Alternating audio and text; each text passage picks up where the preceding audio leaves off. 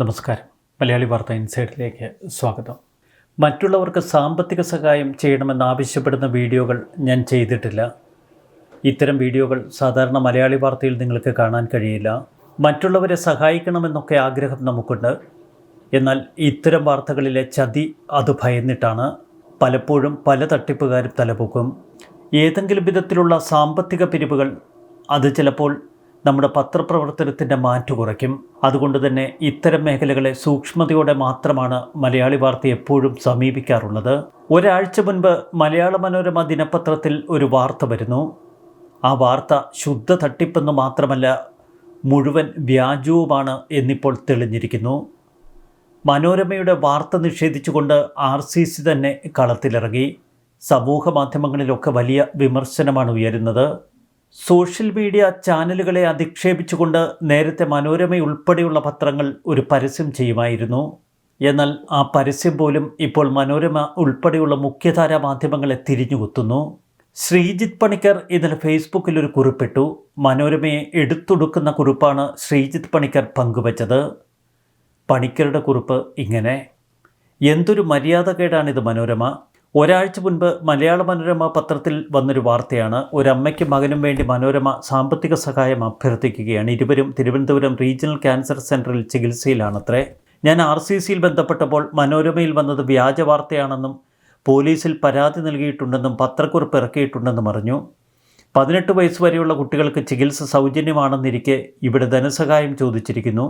RCC വിഷയം പോലീസിൽ അറിയിച്ചിട്ടുണ്ടെന്നും അവരുടെ ബാങ്ക് അക്കൗണ്ട് മരവിപ്പിക്കാനുള്ള നടപടികൾ പോലീസ് സ്വീകരിച്ചുവെന്നുമാണ് അറിയാൻ കഴിഞ്ഞത്. വാർത്തയിൽ കണ്ട നമ്പറിൽ വിളിച്ച് ഞാൻ ആ സ്ത്രീയോട് സംസാരിച്ചു. മകൻ അടുത്തയാഴ്ച കീമോ ആരംഭിക്കാനിരിക്കവേ പനി പിടിച്ചതിനാൽ അത് മാറ്റിവെച്ചെന്നും പണമൊക്കെ ലഭിച്ചെന്നുമാണ് അവർ പറഞ്ഞത്. മകൻ്റെ ചികിത്സ സൗജന്യമല്ലേ എന്ന് ചോദിച്ചപ്പോൾ അവർ പറഞ്ഞു അതെ, പക്ഷേ അവർക്കും ചികിത്സ ആവശ്യമുണ്ടെന്നും വാടക ഉൾപ്പെടെയുള്ള ചിലവുകളുണ്ടെന്നും പറഞ്ഞു. ഈ വാർത്ത വ്യാജമാണെന്ന് RCC പറയുന്നല്ലോ എന്ന് ചോദിച്ചപ്പോൾ അവർ അതേക്കുറിച്ച് ഒന്നും അറിയില്ല എന്ന് പറഞ്ഞു. 2 ദിവസം മുൻപ് RCCയിൽ പോയി വന്നതേയുള്ളൂവെന്നും കാച്ചാണിയിലെ മകൻ്റെ സ്കൂൾ അധികൃതർ പറഞ്ഞിട്ടാണ് വാർത്ത പത്രത്തിൽ കൊടുത്തതെന്നും അവർ പറഞ്ഞു. അവരുടെ അഡ്മിഷൻ നമ്പറും വിവരങ്ങളും ചോദിച്ചപ്പോൾ അതൊക്കെ അയച്ചു തരാമെന്ന് പറഞ്ഞെങ്കിലും ഈ സമയം വരെയും അതൊന്നും അയച്ചു തന്നിട്ടില്ല. സംഭവം RCC വിശദമായി പരിശോധിച്ചു. വാർത്തയിലെ അമ്മയോ മകനോ അവിടെ ചികിത്സ തേടിയവരല്ല.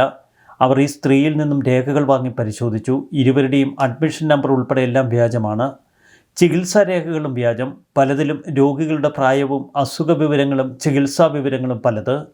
വാർത്തയിലെ രക്താർബുദം അവരുടെ കയ്യിലെ ഒരു രേഖയിൽ സ്തനാർബുദം ആണത്രേ. 40കാരി പെട്ടെന്ന് 65കാരിയായി മാറുന്നു. 10 വയസ്സുകാരൻ പെട്ടെന്ന് 1 വയസ്സുകാരനായി മാറുന്നു. ചുരുക്കി പറഞ്ഞാൽ ശുദ്ധ തട്ടിപ്പ്. അവിടെ മനഃപൂർവ്വമല്ലെങ്കിലും ഈ തട്ടിപ്പിന് കൂട്ടുനിന്നത് മനോരമയാണ്. സാമ്പത്തിക സഹായം ആവശ്യമുള്ള ആരെങ്കിലും സമീപിച്ചാൽ അത് ആശുപത്രിയുമായി ബന്ധപ്പെട്ട് സ്ഥിരീകരിക്കേണ്ടത് മനോരമയുടെ ഉത്തരവാദിത്തമായിരുന്നു. RCCക്ക് PRO ഒക്കെ ഉള്ളതാണല്ലോ. അഡ്മിഷൻ നമ്പർ വ്യാജമാണെന്നറിയുമ്പോഴേ പൊളിയേണ്ട ഒരു വാർത്തയായിരുന്നു ഇത്. എന്നാൽ മനോരമ അതിനൊന്നും മെനക്കെട്ടില്ല. പകരം ആ സ്ത്രീയുടെ ബാങ്ക് വിവരങ്ങൾ, UPI വിവരങ്ങൾ, ഫോൺ നമ്പറൊക്കെ ചേർത്ത് വാർത്ത കൊടുത്തു. എന്നിട്ട് മകനായി ഒരമ്മ സഹായം തേടുന്നു എന്നൊക്കെ കഥ തട്ടിവിട്ടു.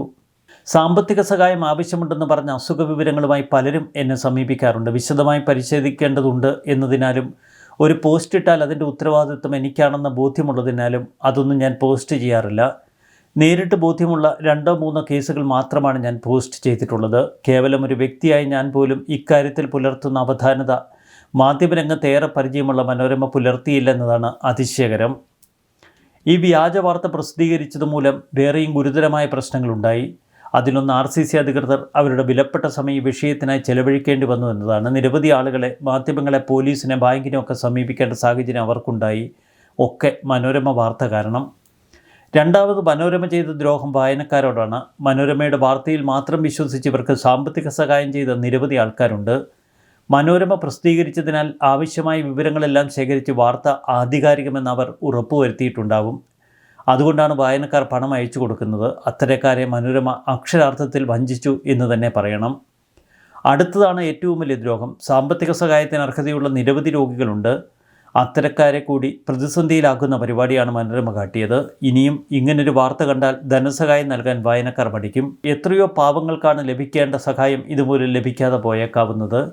മനോരമയോടുള്ള ഒരു അഭ്യർത്ഥനയാണ്. നിങ്ങൾ കൊടുക്കുന്ന വാർത്തകളുടെ ആധികാരികത ഉറപ്പിക്കേണ്ടത് നിങ്ങളുടെ മാത്രം ഉത്തരവാദിത്വമാണെന്ന് മനസ്സിലാക്കുക. നിങ്ങളുടെ വായനക്കാർ വിശ്വസിക്കുന്നത് നിങ്ങളെയാണ്. ആ വിശ്വാസം കാക്കേണ്ട ചുമതല നിങ്ങളുടെ മാത്രമാണ്. അത് ചെയ്യാൻ വിമുഖത കാട്ടി ഇന്നൊരു നന്മ ചെയ്യാം എന്ന് പറഞ്ഞ് വായനക്കാരെ വടിയാക്കി സ്വയം നന്മമരമാകാൻ ശ്രമിച്ചാൽ വഞ്ചിതരാകുന്ന നിങ്ങൾക്ക് പണം നൽകുന്ന വരിക്കാരാണെന്ന് മറക്കരുത്. നിങ്ങൾ കാട്ടിയ കുറ്റകരമായ അനാസ്ഥയാണ്. പണം കൊടുത്ത് പത്രം വാങ്ങി വ്യാജ വാർത്ത വായിച്ച് പണം അയച്ചു കൊടുത്ത് തട്ടിപ്പിന് ഇരയായവരോട് നിങ്ങൾക്ക് എന്താണ് പറയാനുള്ളത്? ഖേദം പ്രകടിപ്പിക്കുന്നു എന്ന വാക്കോ? മനോരമയിൽ വന്ന ആ പത്രവാർത്ത ഇങ്ങനെയായിരുന്നു: രക്താർബുദം, മകനായി സഹായം തേടിയ ഒരമ്മ. രക്താർബുദത്തോട് 10 വർഷം നീണ്ട പോരാട്ടം നടത്തുമ്പോഴും വിനീത 45 തളർന്നില്ല. എന്നാൽ 10 വയസ്സുള്ള മകനെയും രോഗം പിടികൂടിയപ്പോൾ വിനീതയുടെ കരുതൽ ചോർന്നു. ഇരുവരും ഇപ്പോൾ RCCയിൽ ചികിത്സയിലാണ്. മകന് വേണ്ട മാനസിക പിന്തുണ നൽകി അമ്മ എപ്പോഴും കൂട്ടുണ്ട്. അർജുന് ഉടൻ കീമോതെറാപ്പി തുടങ്ങണമെന്നാണ് ഡോക്ടർമാർ നിർദ്ദേശിച്ചിരിക്കുന്നത്. പ്ലംബിംഗ് തൊഴിലാളിയാണ് ഭർത്താവ്. അർജുൻ്റെ പഠനം താൽക്കാലികമായി നിർത്തി. അരുൺ ബാബുവിൻ്റെ വരുമാനത്തിലാണ് കുടുംബം കഴിയുന്നത്. പാലക്കുഴി നെട്ടയത്ത് വാടകയ്ക്കാണ് ഇവർ താമസിക്കുന്നത്. വിനിതയുടെ ചികിത്സകൾക്കായി ലക്ഷങ്ങൾ ചെലവായി. മകന് വേണ്ട സുമനസ്സുകൾ കനിയുമെന്നാണ് ഈ അമ്മയുടെ പ്രതീക്ഷ. അസുഖം ഭേദമായി സാധാരണ ജീവിതത്തിലേക്ക് അവൻ തിരിച്ചു വരണമെന്നാണ് ആഗ്രഹം. നിറകണ്ണുകളോടെ വിനീത പറഞ്ഞു. വിനിതയുടെയും അർജുൻ്റെയും ചികിത്സയ്ക്കുള്ള സാമ്പത്തിക സഹായത്തിനായി ഫെഡറൽ ബാങ്ക് സ്റ്റാച്യു ശാഖയിൽ അക്കൗണ്ട് തുറന്നിട്ടുണ്ട്. വിനിത അരുൺ എന്ന പേരിലാണ് ഫോൺ പേ നമ്പർ.